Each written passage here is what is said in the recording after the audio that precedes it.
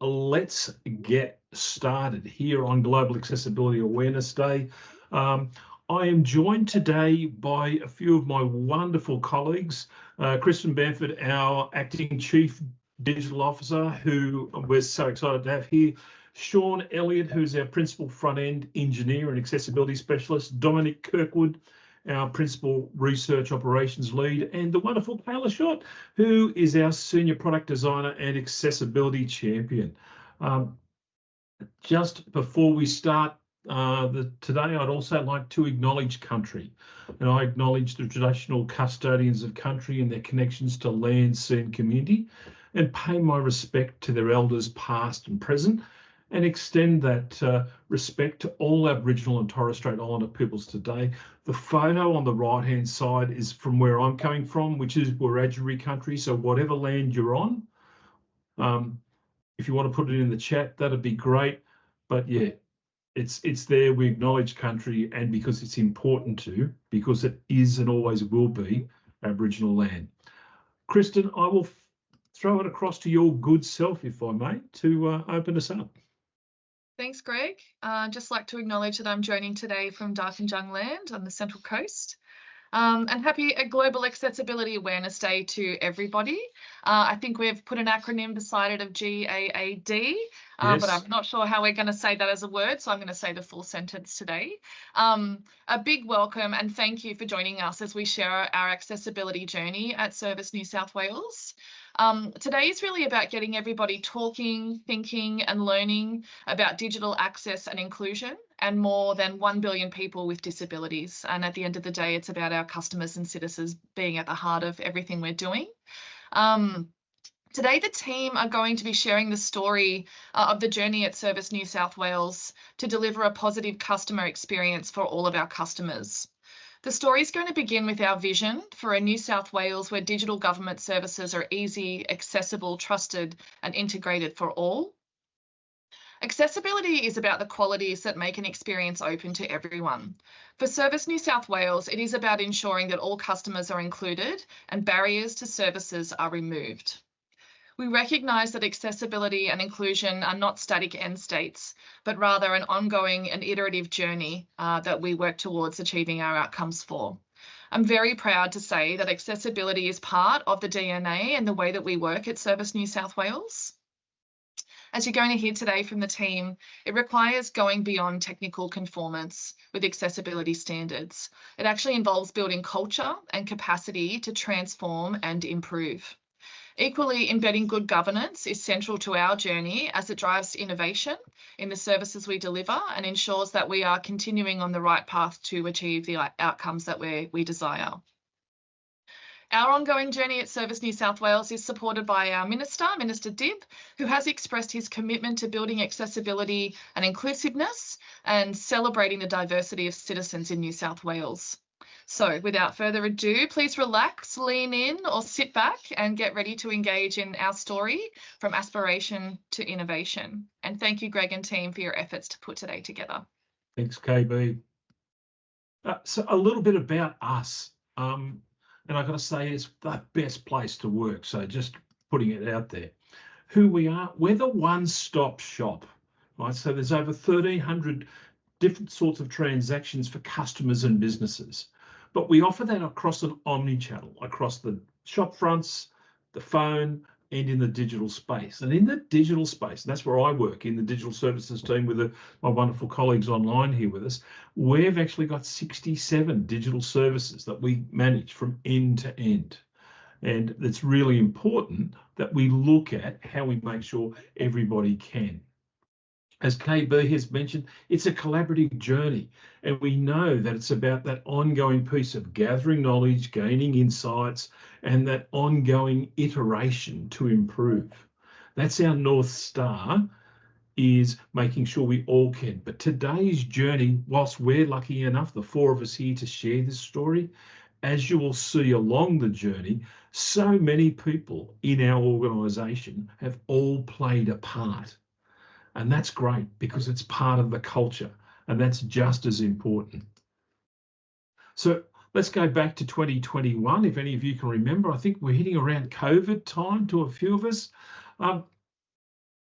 we realised, and that's before I joined, they're high on aspiration but ad hoc on execution. It's like a lot of organisations. It was certainly part of our digital manifesto where we wanted to head, but we recognised as an organisation that we didn't know how accessible our products were. So what did the organisation do? They employed an accessibility subject matter expert. I was lucky enough and deeply honoured to get that role. And we realised we needed to invest significantly in training. And so we partnered with a great team at Intopia on that one, because it was about building that expertise and bringing that expertise in. In our initial steps, and this is where I got to collaborate with Sarah from Intopia, we did a lot of work there, and we looked at, look, we lacked knowledge, but we lacked the tools and we lacked the workflows. It was, as we said, that high on intent, but the execution was ad hoc. And so that advice then determined for us how we could build some advice on accessibility that was easily discoverable for everybody, and it helped drive where we're going to go with the training. We had key complication being COVID. That threw things up in the air for everybody. And also we had a high demand for new services or updated services. So a lot of people were, and that was impacting on our time, but we powered on. So one of the first things we did was that we aligned our work with our accessibility commitments. Now, it's an enabling right under the United Nations Convention on the Rights of People with Disability. And without that right, how do you get into politics? How do you do transactions? How do you do schooling, health, you name it? Without accessibility, you can't have those other services and those other rights. And so it's at the core. Australia's a signatory. New South Wales has an obligation as part of that state and federal agreement to deliver on that. It's also the law under the DDA, under the New South Wales Discrimination Act, and it also fits into work health and safety, because if we buy inaccessible products, we create a health and safety risk. It's a standard, the Australian Standard on Accessibility Requirements for ICT. And just a big shout out to Andrew Arch, who leads that committee. I know Andrew's with us here today. It also aligns with our government responsibilities on risk management, and it's a digital service standard. But most importantly, it aligns with our vision and our values. So if we want to actually deliver services that align to our vision and our values, they have to be accessible. And that was the first thing, was connecting the dots between all of those things. So a little snapshot, when we started to build up our own internal accessibility advice, because there's great advice in the W3C and great advice around the place, it was why, the how, updated news, linking it to a consistent strategy within the organisation, and then the support. And so looking at things about how does it fit within our context, what's our product development cycle, and how do we fit that in? But how does it fit into a lot of our other strategic outcomes, and aligning all of that? And so that's been a journey that we've been on, and we'll talk more about. I was lucky enough to join service in September 2021, and I'm still like a little kid in a lolly shop, I gotta say. Where we went was that we realised we needed a holistic approach, because just aligning to technical standards wasn't enough. We need to have good governance. We need to have good components, and Sean will talk about that later on. We needed tools, so it's finding the right tools for people to use, looking at the training that people and the induction, and then the advice and how we did that. That's the start of our holistic approach. It's not the end of our holistic approach, though. Now, talking as Sean, I'm going to throw it across to him now to talk about our components, or our building blocks of accessibility in our work. Sean? Thanks, Greg. Good morning, everyone. For those that don't know me, I'm Sean Elliott, the Principal Engineering Accessibility Specialist working on the GEL, which is Service New South Wales Design System. I'll talk to the GEL now from start, when we started, and where we are now, and it being a pathway to accessibility for our consumers, and in turn the New South Wales customers. Like all organisations today, design system has been identified to help deliver a unified language at scale and enabling teams to spend more time solving complex problems by using gel components. Being able to move faster by using standard components and patterns makes design systems valuable, but that value is lost if accessibility isn't considered from day zero. To facilitate the design system and quickly starting for our team and ensure rapid adoption, we collected some components from existing projects in production. These existing projects were instrumental, and without their groundwork, it would have been significantly more challenging to initiate and achieve that adoption. But we needed to ensure that the components were high quality, obviously. One of the first tasks I did after joining the team with my knowledge on accessibility was conducting an audit to capture the gaps and improve the baseline, not just for code, but the design elements as well. There are improvements that were obviously needed across the board, from design enhancements and consolidation to code optimizations and, yes, accessibility fixes. We prioritized the most bang for buck components for a V1 release, making sure they were ready for consumers, with accessibility being that major quality driver, among other things. Finally, after 6 months, we delivered our V1 to the consumers. If you go to the next slide, Greg. For sure. Oh, my apologies, my mouse is playing up. After the release, we enter the phase I call never stop, never stopping. We needed to continually iterate, creating new components, improve the remaining components that weren't part of V1, and even grow our capabilities as a team even further. As a team, we shared knowledge and upskilled each other and showcased externally what could help others be more accessible. We discussed accessibility considerations early when planning new components, and then integrated that into the design process. That helped us avoid potential issues during development. In engineering, we added simple things like linters to our code editors to catch low-hanging fruit, missing alt text, really silly things like that. And that also helped engineers in the team new to accessibility learn what to look out for. We also added automated accessibility checks to our unit test for each component, which had varying success, and I'll touch on that a bit more later.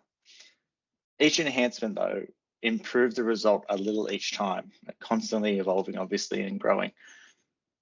We also engaged and encouraged our consumers of the gel components to help them be more accessible, even coming and providing us feedback on issues they may have found in the wild that we weren't aware of. Constantly improving, obviously, is the key, as accessibility is never done. We're leading the charge with our components, already having some WCAG 2.2 guidelines being added to them. We've improved our automated tests in the code side of things. We found a pain point, as I mentioned earlier, with the automated tests from earlier not capturing issues, as it was missing some issues that were part of variations of a component or when a different prop was applied. We're now leveraging a tool called Storybook, and it checks every variation of a component for accessibility issues. And we don't have to manually add this check anymore to our test files. When we made the change, we actually found several issues that hadn't been found before from manual testing, and we regularly check to our automated tests. And these need to be addressed before we could merge, because we don't merge unless everything passes. But with all that new confidence in our automated checks, it allows us to spend more time doing manual tests in screen readers, or for instance, improving the experience in high contrast mode, which is something not everyone covers. But as you can see, for teams that leverage the gel, the benefit from the baked-in features, the fixes, improvements, that they may not have the time or awareness of for when they're building experiences, it's huge. But the gel is one pathway, and it's not the only solution. And I'll pass it back to Greg now to talk about the other aspects of this. Thanks, Sean. And look, a shout out to the whole team at Kiama there, because they have been doing, this is the cornerstone of all of our work, and it builds the agility and the capacity of all of our product teams, because that strategic investment by what they're doing. So yeah, huge to what we did. We also started our governance conversation here. So we had our first step was in the digital service standards, and a big shout out to Pete Lofgren and Jess Norris there, because we had one of our service standards there was the customer is included, and you'll start to see that insights drove what we wanted from our product designs, that customers were able to undertake tasks, and it was confirmed. So it began and ended with customers that in that conversation, and that's something we've iterated along as we go along. We also started Service Academy, and Service Academy was part of our induction program. So there's 1 hour on inclusive design and 1 hour on guild specific accessibility. Now, when I talk about guild specific, we have our project managers guilds, we have our designers guild, and we have our engineers guild. So it's providing accessibility information that's appropriate to each group along the way. A quick snapshot of that, and coming back to the conversation about knowing your customers, these are some of the things through the ABS stats that we've learned about our customers. That, for instance, 30% of our adult customers are over 60. That yes, 18% have a permanent disability. That also, that 26.7 are born overseas, and of those, 29.5, English is not their first language at home. So that told us about how we had to design not only for accessibility, but inclusion. And part of that conversation with people was getting them aware that they're not designing for themselves. This is where accessibility is about empathy. It's about designing for others. So who are those others, and what do we need? What do we know about them? What we learnt was 3 core things. Everyone's unique. We've got different abilities and we've got different backgrounds. Think about your own abilities and backgrounds and how they might change over time. That every customer is going to experience difficulty for different reasons. It could be you have a permanent disability like me. On my left eye is a prosthesis, legally blind in the right. So I'm an early adopter since birth of this. But it could be temporary through accident or illness or injury. It could be episodic, but it could be age related. It could be trauma related through disaster or domestic violence, because we know that your cognitive capability decreases dramatically during high stress situations, but it could also be situational limitations. And we know that everybody personalizes how they use a product. Sean talked about dark mode and high contrast. And so some people will use their products as is, some are going to personalize their devices, and some will use assistive technologies. But we know everybody personalizes their device, just like they personalize a tea or coffee. So how do we build from that personalisation and bake that in from the start? And that's part of that induction of our inclusive design and our accessibility that we did. But talking of training, this is where it was great working with the team at Intopia. We ran courses, as we said, for product managers, designers and engineers. Over that year, we ran 3 courses for product managers. We ran 5 courses for designers and 6 for engineers, and they ran over several weeks. They were in a self-paced, and they had a little online tutorials as well. And so it was that nice hybrid mode. The good thing was that those courses were co-designed. So our heads of our guilds, Peter Lofgren, Abhishek, and Claudine, we worked together to make sure that the course met the needs, not only from an accessibility perspective, but fitted our organisation. A couple of really nice pieces of metrics that came out of that. The pre and post surveys that were conducted showed an increase in confidence in our staff, and also in our one-to-one and small group coaching sessions. The accessibility bar of awesomeness, as we called it, Sarah and I, which we ran, it was cool because we started to hear language and concepts that have been staff had come across in training being brought back to us in those conversations. So you went, okay, it's really starting to anchor in for people. And that was the start of the real transformation, was that. And so look, a big shout out to Sarah and the team at Intopia, because that made a big difference for us. One of the other things we looked at was tooling. And you can see down the bottom of the screen there, a stack of people like Yuli and Christian and Dane, Jackie, Richard, who's I saw on screen there, Jess and Kayla and Mike Flegg. What are the plugins that designers need? What are the linters, right? I call them the spell checkers or grammar checkers, Sean, that our engineers need. What other tools do we need in our pipeline, and what accessibility checkers? It's not one tool, but a range of tools right along the journey. And on screen, we've got a list of the tools that we use. A range of those, a high number of those, are free or an open source. The only ones that we're looking at payment for at the moment are our Figma plugins. We've got the free versions, but we want to invest in the paid versions of those because they will add additional features for us. But everything else is free. And that's really important. So it doesn't stop any organization picking up those tools. But I would say to people, find the tools that best suit your environment. These are the ones that suited us, but there's some really good tools that are out there. 223, where are we at on our mindsets, our maturity, and our metrics? One of the big shifts we did was the Department of Customer Service, which is kind of like our mother agency. It has, service for business. It has fair trading, has a whole range, work safety, has a whole range of other agencies that are under it. They did an audit of the accessibility of Service New South Wales services. Now that's a mouthful, isn't it? Why? Comes back to that piece. It's a human right. It's a law, it's a standard, and it's a reporting requirement. How did we know we were actually aligning our work with that? And that's part of good governance. And so 3 questions. What does good look like? Do we have the processes in place to consistently deliver good?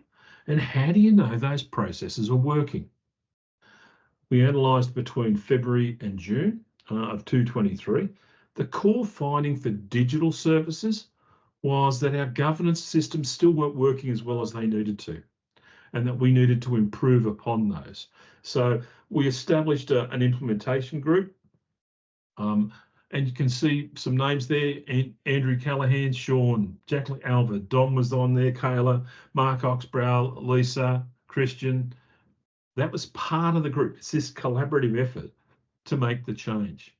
The first change that came about, and this is where we anchored everything on the Australian standard for accessibility requirements in ICT, was turning part of the functional performance in there into a core business requirement.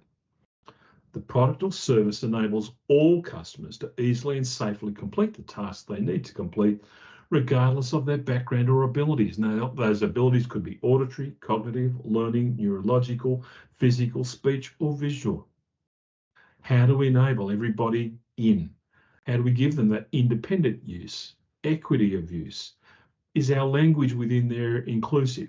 But most importantly, how do we build personalisation and bake in safety and privacy as part of that? But that's our core business requirement. It kind of works out, well, if you're not doing that, we're leaving people behind, aren't we? And we can't do that. So in our definition of good, we could take WCAG, all the 80-odd success criteria, which we all get overwhelmed by. It comes down to these 4 things, and they're based on the principles of the Web Content Accessibility Guidelines, but we've simplified it a bit. It's got to be multi-sensory and flexible, right? So all non-text content has an alternative, that all content can be presented in different ways without losing meaning. So in other words, hey, if you're using your phone, if I'm holding it in portrait or landscape mode, or I increase the magnification on the text, does it reflow cleanly and nicely? Is it clear and simple, right? So can all tasks be easily understood and completed? Is it easy to read and understand? Why is that important? Well, the data shows us that 47% of our population, adult population, has less than functional literacy skills. It's for a variety of reasons. Doesn't matter what the reason is, that's the reality we're facing. So we've got to make it easy and simple. And we also make sure that any mistakes are easy not only to avoid, but to correct. It's easy to use, so easy to navigate. Can you do it in multiple ways, using a mouse or a keyboard or gestures or voice? Can we adjust time limits for things? So yes, you want some time limits for privacy and security, but can you adjust them? Is it easy to control the experience? And does it work with all the great inbuilt accessibility features that come on all the mainstream devices? Now, they've given us the great features, but unless we design it properly, which we do it from the components up, we can't take advantage. Our customers can't take advantage of that. And so that's why we made sure that we defined good as part of that. So here's a summary of our new governance process called the Essential Standard on Accessibility that our senior leadership team in digital services endorsed last year. Accessibility and usability are a core business requirement, and everybody knows their role. W3C WCAG 2.2 Level A is the minimum acceptance criteria or definition of done. Our designs are informed by customers with accessibility needs. We're calling that our minimum viable cohort. We build using a design systems and test against accessibility standards. Our minimum viable cohort of customers confirm the products and usability is part of testing there. Accessibility is part of go and no-go. And we do a regular conformance report on our products. So that's what we implemented last year. Again, down the bottom of the screen, you can see the consultation of people who were brought in to help when we were writing it, to go and give us a sense check of what we were doing there. And so I thank all of those people in there. But that wasn't the only thing we do, because that was part of our organisation, because we're only about 10 years old.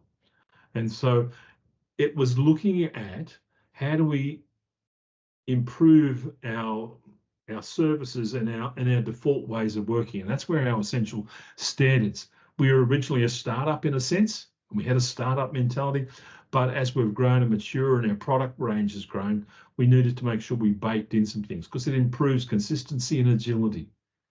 We brought in a sensible default. So what are the jobs to be done at different phases of the product? So what happens in research there? And Don will talk about some of the work since he's come on board in that space. What do we know about our customers? How do we review existing customer feedback? When we're in the define stage, setting accessibility as a mandatory functional performance requirement, which you saw earlier on.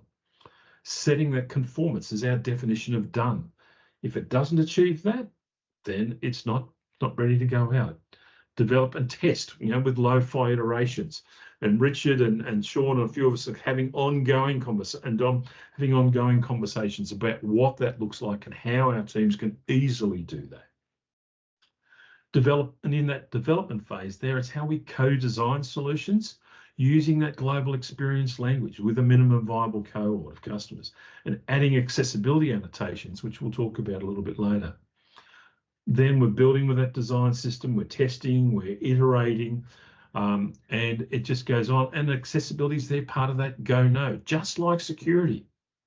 Right? We don't ship products that don't meet security requirements. We should be shipping products that don't meet accessibility requirements. That's part of our professional responsibility. And it's being clear about that. And then coming back with customers, looking at, well, what feedback are we getting from customers about the products? How do we continually iterate? What's that process that we go through on there to make that happen? Now, accessibility annotations have been in for a while within the organisation. They were there before I arrived, but we continue, like everything else, to iterate. Richard's on board here at the moment. I can see him there on my screen. The annotations, I want you to think about a designer's like the architect in a house. They've come up with the plans, and of course they pass the plans on to the builders, which are our engineers. So let's make sure that our builders know how wide the doors are, and how the hallway goes and the flow of the house goes. So Well, in this case, that text on the screen. What's the page title? Where are the headings? What are the labels that are read out to people? What's the reading order? They're all the things that the architect who is designing, the designers are designing that experience. They need to make sure they communicate that to the engineers. When they do that, it actually makes the job easier for the engineers, but also makes it easier down the track for testing. And it's part of how we flow that through. So Tommy and Tris and Richard worked on various iterations of that, and that's available as a Figma file. The initial one was some work with Intopia. We then worked with Sarah Hargaden from Indeed and building her annotation kit out to suit ours. It'll more than likely go through other iterations. That's the thing. It's about the iterations, now ongoing journey. Now, in accessibility testing, right, because you go, we've said we're going to do it. How are we going to do it? Well, our core tool, apart from the linters and the accessibility and the CI/CD pipeline tools, all of our teams are now starting to use Microsoft Accessibility Insights. A call out to Sarah from Intopia, because that was also way back the tool that we built into training. It's free. It's a browser plugin. And what it does that I haven't seen from any other tool is, yes, it will help us on the automated testing we can do, because of that 80 criteria, about 50 to 60% you can automate the testing of. But there are other ones that need to be manually tested, like the keyboard order and that reading order. Does the keyboard tab in the right order? The beauty of Microsoft Accessibility Insights is that what it does is it tells people how to undertake those tasks. So if it's a junior member of the team, they can follow those instructions about how to do that. And also that they can save their results in a common file format. One of the ones we're using is called a JSON file, because we want to capture not only the pass fail on those tests, but we want to capture any comments in there, because we're going to use that not only to go into our backlog for Jira and things like that, we're also going to use it for our conformance reports, so that one test, one file, multiple purposes. And that's part of what we're trying to do. You'll see here I've mentioned the accessibility annotations file.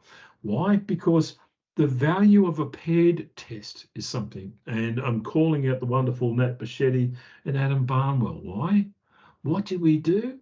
Bring the architect and the builder back together. So when they're doing the testing, is the intent and the execution, do they meet up? It also builds cohesion within the team. So this is something new that we've introduced, and it's going along. Are we hitting a couple of hiccups in some teams? Yep, but it's good. It's part of the journey about how we start to move forward on that. Now, we've also told our colleagues in projects and partnerships, because we're doing all this work here in our digital services as the dev house in a sense, but we've got another team in project partnerships. They go and talk to all the other agencies like DCJ and transport and whatever. So we need to make sure that when those PPI are having conversations with our partner agencies, they bake accessibility in. We go, hey guys, we don't build products unless they meet accessibility standards. We've got to allow time for that. We've got to do customer research as part of that, because that's what helps us to do that. So we've got to build that expectation in, but build the costings in. Again, it's based on our essential standard and our sensible default, which is based on the Australian standard. A key thing about the Australian standard, it's also based on the European standard of the same name. So it's not us coming up with something willy-nilly. We're basing it on national and international standards. Why? Because we're professionals. Now, building capacity across the portfolios has been one of the things that we've been doing. And I'd now like to pass it across to Kayla to talk about her experience and some of the great work she's doing in her area of the portfolio.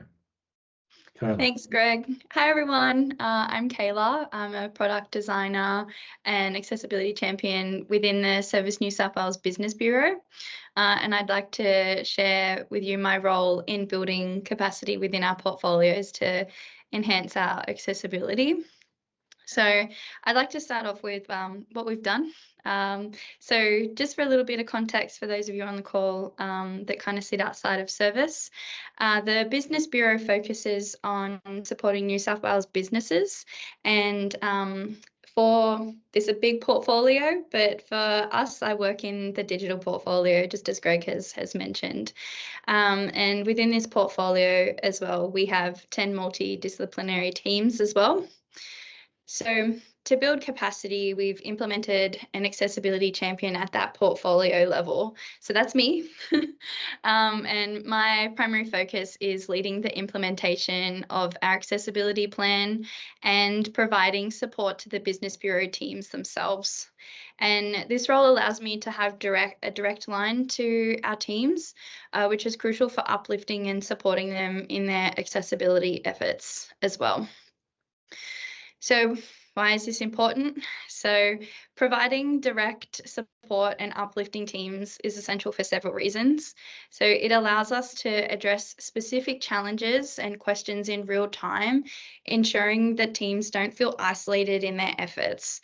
So by being close by and available, I can offer personalized guidance that is tailored to the unique needs of each of our teams.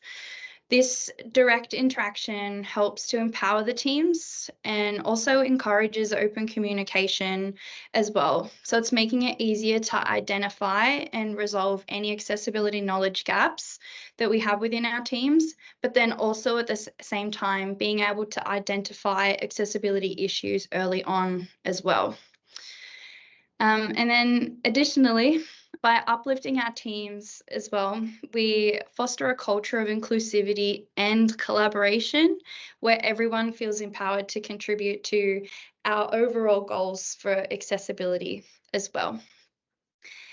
And now let's talk to the outcomes of these efforts. So communication, very clear communication has been one of the big outcomes from having an accessibility champion sit within the portfolio. I've worked with the teams to outline the plan and specify the responsibilities with each role within our teams, and then also being kind of that conduit of being able to continually update our teams on process changes as we continue to evolve. You know, as Greg has mentioned, accessibility is an ever evolving and changing world. Nothing is ever locked in place. So being that direct person to keep teams up to date. And what this clear communication has also done as well is it's given clarity to everyone to help understand their part within making our products accessible, and then also having a unified approach for how we tackle accessibility as well. And then support hours. So I've established dedicated accessibility support hours, so providing teams and individuals with one-on-one time to create a space to ask questions. Nothing is off limits. Ask questions about accessibility, and then to provide design and build advice and reviews, and ensure that they have the resources that they need to succeed, which is really important. And then from these support hours as well, we're also able to learn what team members need and to iterate how and what support that we provide them, as well as we continue to move on this accessibility journey. And the next one is guidance and training. So I've been able to spin up kind of targeted written accessibility resources to help guide teams through these new processes. You know, for some of the teams, maybe it's the first time that they're walking through using Accessibility Insights for Web tool and doing testing. So there's documentation on how to plan for accessibility audits and completing them as well. And then alongside that written guidance as well, I've conducted training sessions focused on actionable items to improve our accessibility. So these have included, annotating designs for accessibility, how to test for accessibility, things like that. And then these knowledge sessions as well have been instrumental to empowering our teams and giving them the knowledge and the tools that they need to do accessibility in their everyday job. And then I think most importantly, we've been fostering an accessibility first mindset within the portfolio. This shift ensures that accessibility is not an afterthought, but a fundamental part of our design and development, and that it'll make it possible to keep all of this accessibility momentum pushing forward. Just to kind of wrap it up. So I think by having someone directly in the team that people can kind of lean on for support and ask any questions, it just creates that confidence within the teams and really pushes them forward to completing our accessibility goals. So I'll throw it back to you, Greg. Thanks, everyone. Thanks, Kayla. And look, and I think that's some couple of key points in there. It's about how we support our teams on this journey. We've said, here's the standards we want to achieve, but everything we're doing along the way is making sure we support our teams in the training, in the components, in the research, everything there, and everything's about the support. How do we take everybody along that journey? And I'd say that to anybody else, it's absolutely crucial, because this is about a culture and transformation change. And so to do that properly, it's all about the support. Now, a key part of that is what's happening in customer research. And I'd now like to share the screen with Dominic Kirkwood. Dom, over to you, mate. Thanks for having me, Greg. And yeah, lovely to meet everyone online. I'm the research ops lead here at Service New South Wales. And look, really my kind of accessibility journey here actually started with the workplace adjustment team. So big shout out to Mick and Michelle and the workshop that we got to participate in last year. It was fascinating work and really kind of encouraged me to kind of start on this path and work together with Greg.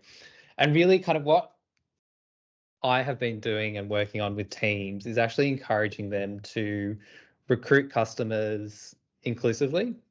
So as Greg mentioned, we've been looking at our minimum viable cohort. So that includes people from like older Australians to people with low vision or who might be blind, through to people who might have cognitive issues or difficulty concentrating, cold, Aboriginal and Torres Strait Islander, and all sorts of people. So from a diverse walks of life and from a broad spectrum. So I've been encouraging teams to recruit customers inclusively when we do research, but also champion accessible methods of research that can be adjusted for participants' needs.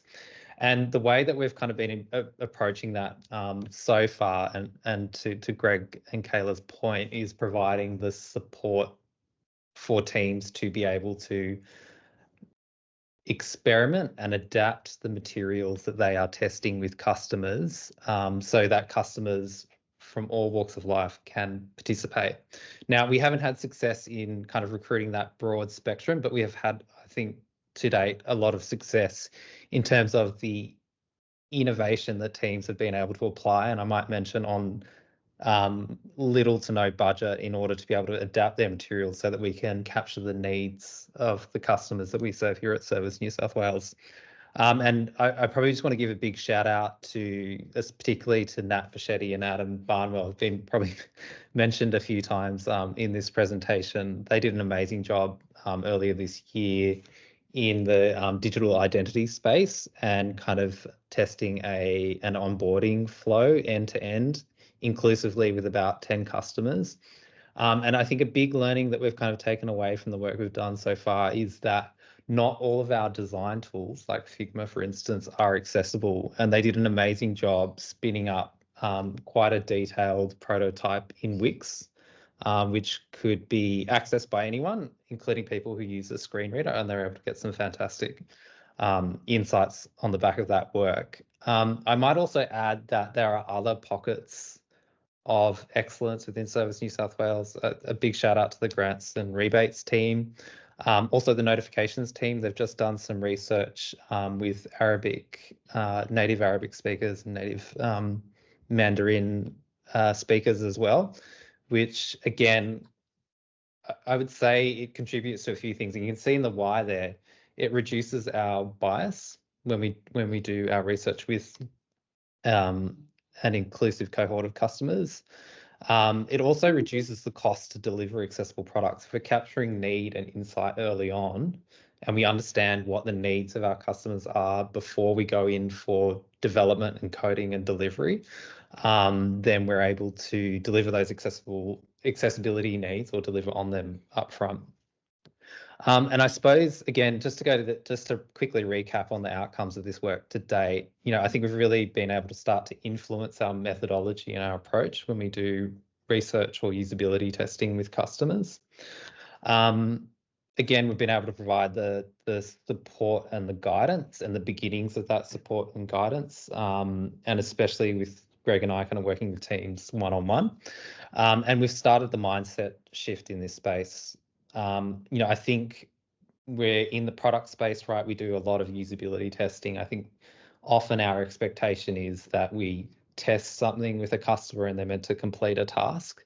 But when you do research inclusively, it's not so much about the end goal and whether a person can complete a task or not, but it's actually developing empathy and understanding our problem space and understanding their needs, which is incredibly important. And I think we've kind of started on that mindset shift, which is super important. And lastly, and this is the bit that I'm kind of working on at the moment, is starting on the first steps towards documenting principles and ways of working. So expect case studies and other documentation to scale up our inclusive research practice. Thanks, Dom. And look, just one other shout out to the whole of the executive leadership team of Service New South Wales. Reason being, we put a proposal to them that we can work with our Ability ERG, our employee resource groups and other employee resource groups to involve them in customer research and to have that classified as work hours. And that's something that Dom and I are looking to roll out in third and fourth quarter this year. And that there's about 8 hours per quarter that staff can be involved in this and have that classified as work. So that's a great commitment from our executive leadership team. And so that says something about the culture of our organisation when you've got that. So 224, we're into this year. Where are we at now? Well, Kayla did some great work on simplifying this for us. So like we talked about in that sensible default, what's everybody's role? Here it is in a couple of simple things. What can a product manager do? They've got to build in time for it, ensure it meets the guidelines. They've got to collect the evidence, and they've got to produce and share that conformance report to Marketplace, which we'll talk about in a moment.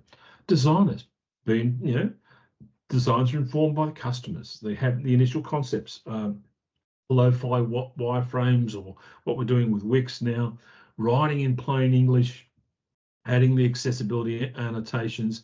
The engineers are building using Gel. And if they're looking for customizations, they build with those WCAG guidelines in mind, and they test and iterate using the tools that they've got. Everybody's involved on the team is involved with testing. And that's where that paired accessibility testing comes in. It's really, really important because, as I said, it feeds into JIRA and it also feeds into our conformance reports. But it's knowing that everybody has and everybody knows their role. That's really, really important as part of that journey. Now, I've mentioned a couple of times these accessibility conformance reports. How do we know our products meet standard? So when our teams have done their accessibility testing and using Microsoft Accessibility Insights, it produces, as I've said before, this JSON file. The wonderful team at Marketplace, and with Erin and Navreet and Andreas, they've built us a little tool using Power BI and Power Apps and Power Automate. So our teams have just got to take those JSON files. They've got to just upload it. They go to the SharePoint page, select their portfolio and their product team, throw the JSON files up, all the power tools there, do all the what I call the jiggery pokery and all the wizardry, and convert it. I think I'm going to call them the Dobby the house elf. They transform that data into something that's usable, and they create a dashboard. The dashboard is viewable not only by portfolios, by teams, by product, and by fail and pass. So what we're doing is building transparency and accountability into our products in there from a quality perspective on accessibility. The nice thing is, this is a new part of the journey. Our teams on the 30th of May will be uploaded, by the 30th of May, will upload their first accessibility conformance report. It's the start of the journey. Am I expecting them all to be perfect? No. Would I love it to be? Yeah. I can wish for a lot of things. But comes 30th of November, because that's right, every 6 months, our teams will be updating those files. So it's that we're building that governance process in. This goes back to the work we did with risk and audit. It's how do we have good governance processes to drive the innovation. And a shout out, of course, to our secretary, Graham Head, who I've got to copy his line that good governance drives innovation. And that's what we've done here, is build in those good governance processes, having those good metrics to drive the innovation. And the team, Erin and her team will be doing the official launch of that product later this afternoon to our teams. Super, super excited and to share what they're doing there. Next steps, where are we going? Okay. There's a lot of things happening. We talked about that customer research happening with our employee resource groups. We've also got some training, and thanks to Sean there, because we've been doing some work with looking at how we do screen reader testing, because we've got the automated testing, we've got the manual testing. We'll now be asking teams in the 30th of November to test with screen readers. But to do that, we've got to do the training in that first. So that's coming along. So the training will be 3rd quarter. The expectation, the results will then go into the 4th quarter. And so also looking at what iterations we want on our conformance reporting tool that the marketplace team have done. Now, all of these things, that's part of just our journey, but we know to maintain the momentum, there needs to be some strategic investments. And one of those things is we need to look at investments in our tooling, particularly for our designers. So that's where you need the combination between your open source and freely available tools, but also buying some good commercial tools. Also a readability tool. Why? Because WCAG AAA requirement is we look at language, but it's how do we need it because of those low levels of literacy within Australia. It's also about how we grow the support, because people such as Kayla and Sean, they're doing this over and above their work in their area. So we need to look at how we build an accessibility engineer and an accessibility generalist position in here. The other things that we need to do is look at how we build investment in good customer research. Yes, we're encouraging our teams to do it.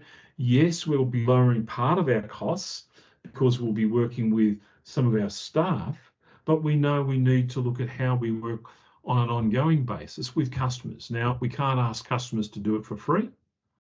We need to invest in their time. And so there needs to be involvement in good customer research as part of that process. But that's part of our journey. We know that there's budget constraints, but it's how we work on that and knowing that they are part of our improvement. But it's a journey. The key thing is it's a collaborative journey that we've all been on. And finally, boy, it's this. Remember, accessibility is a human right. That accessibility is integral to cultural transformation on digital inclusion. So any organisation who's fair dinkum about this, you've got to bake in accessibility from the start.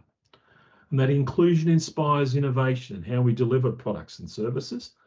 And then accessibility builds independence, the dignity, and it lowers the cost of delivery of services. That's the other thing. You've got to look at this. This is the benefits of investing in good accessibility. And that's what we're on. We're on that journey, and we want to continue that journey. And finally, it's like this. It's as simple as getting together for a cuppa. That's what inclusion's about, accessibility. We recognise when we get together for a cuppa, we recognise everybody's different. We inquire about people's needs. We offer choice and personalisation. Do you want a cold drink, a hot drink? How do you take your tea and coffee? We don't blink when we're in those situations about inquiring about needs and offering choice and personalisation. We need to do the same here. It's the cuppa mentality. When we do, we deliver an experience that engages and satisfies everybody. And that's what it's about. So let's get together for an accessibility cuppa and make sure everybody's involved. Can I have a double shot flat white? Thank you. That'd be lovely. Finally, thank you everybody for engaging and leaning in on this conversation. Thank you to my colleagues for being part of this and to all the people within digital services who have been part of this journey. They've been absolutely huge. On the screen at the moment are our email addresses and our LinkedIn profiles. So if you want to connect, please do. Let's take the journey further and see how we can collaborate. I can see, Michelle, you're online there. It's also how we improve the omni-channel experience, isn't it? So how we work on digital connected channels and the face-to-face and how we make that a more seamless experience. So how we do that together. And that's the thing. But that's our journey to date, folks. The journey continues. And I'm proud of our journey because it's about that ongoing commitment of cultural transformation and driving innovation through accessibility. So thank you to everybody who's been involved. We've got 4 minutes left. I'm going to open it up for questions. If there's any comments or questions from people, please put your hand up and we'll see if we can grab any of those conversations there and questions. Mirza, question. Hi, Greg. Hi, mate. Yeah, thank you. Excellent presentation. So just noticed throughout that there was a good flavor for web. I've asked us sort of like a few questions on the side, and it looks like most people are sort of like not testing with mobile across the board, besides one person. So I was just wondering, is there anything on your roadmap, or have you considered in your roadmap, mobile apps or mobile testing in general? Yeah, so we've got advice for our mobile teams at the moment on what are the linters. So when I go back and look at our tooling slide, it talks about what are the linters and the CI/CD tools that our mobile teams can use, but also from a manual testing, then if it's on iOS, they could be using Accessibility Inspector on, within Xcode or within there, Google Scanner. There's a range of other different tools, but also we know that as part of our roadmap, for our product teams that are mobile centric, it's how we work. We've got to work closer with them to build, strengthen their capacity. The bulk of our teams are web, and that's where the energy's been this first part. But the next part of that journey is strengthening that mobile one. But a good call out. Yeah, and I guess it's a call out to that capability, right? So yeah. React Native, dealing with accessibility in React Native is a little bit different to Web React. So having that sort of like expertise and having sort of like an engineer that has that sort of like knowledge and could share with us, outside of obviously Stack Overflow and Medium. Thank you. Yeah, not a problem. Thank you kindly. Are there any other questions? We've got a few minutes left. No, look, I will make one other big shout out, and I know Dom, you made a shout out to the Mick Burke, Michelle Pacheco, who are working on the Workplace Passport. Not only good work on inclusive design, but where they're going on the smell of an oily rag on that, and building good inclusive design and accessibility into that product. And again, that's the beauty of here. It's not only working within digital services, but how we work with colleagues in the broader DCS, but also how we've collaborated with agencies across New South Wales government on this. And again, thank you to accessibility colleagues like Sarah, Andrew Arch, Jerry Newst, you're in there, in the Pat, because it's great being able to collaborate, and Bree Norton, being able to collaborate with those people and bring information in. The one great thing from an accessibility perspective is how everybody wants to share and collaborate to take it forward. And that's so much fun. It's also very, very rewarding as being a person with a disability. Most importantly, everyone, take care, have a great day, and yeah, may it always be inclusive and accessible. Take care, all the best.